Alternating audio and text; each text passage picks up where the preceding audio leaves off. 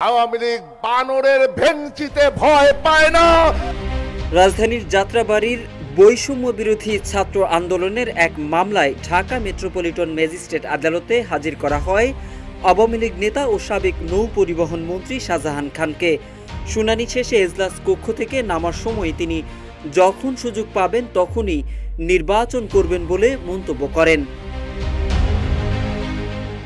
এদিকে বৈষম্য বিরোধী ছাত্র আন্দোলনের যাত্রাবাড়ির এক মামলায় গ্রেপ্তার দেখানোর জন্য সাবেক নৌ পরিবহন মন্ত্রী শাহজাহান খানকে আদালতে হাজির করা হলে আবেদন মঞ্জুর করেন আদালত।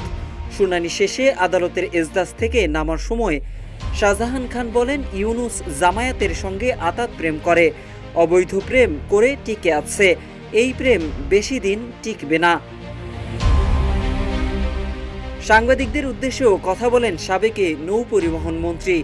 আগে সাংবাদিকদের স্বাধীনতা অর্জন করতে হবে উল্লেখ করে শাহজাহান খান বলেন, তোমরা লিখতেও পারো না, দেখাতেও পারো না। এ সময় এক সাংবাদিক শাহজাহান খানকে প্রশ্ন করেন, দল তো নিষিদ্ধ হয়ে গেল, নির্বাচন করবেন কিভাবে? ওয়ালটন আবারো মিলিয়নিয়ার অফারে ওয়ালটন ফ্রিজ কিনে আপনিও হয়ে যেতে পারেন মিলিয়নিয়ার।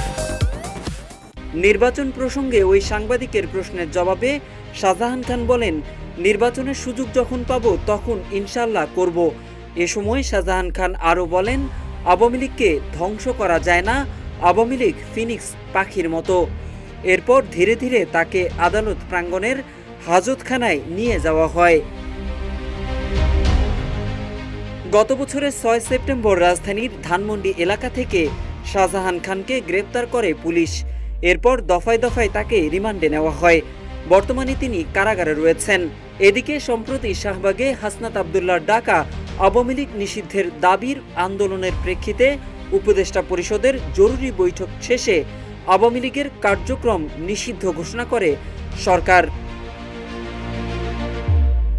গত সোমবার বিকেলে বিচার শেষ না হওয়া পর্যন্ত আওয়ামী লীগ এবং এর সব অঙ্গ সংগঠন, সহযোগী সংগঠন ও ভ্রার্থী প্রতিম সংগঠনের যাবতীয় কার্যক্রম নিষিদ্ধ করে প্রজ্ঞাপন জারি করে স্বরাষ্ট্র মন্ত্রণালয়ের জননিরাপত্তা বিভাগ। মোহাম্মদ সাইফুল ইসলাম, ইত্তেফাক।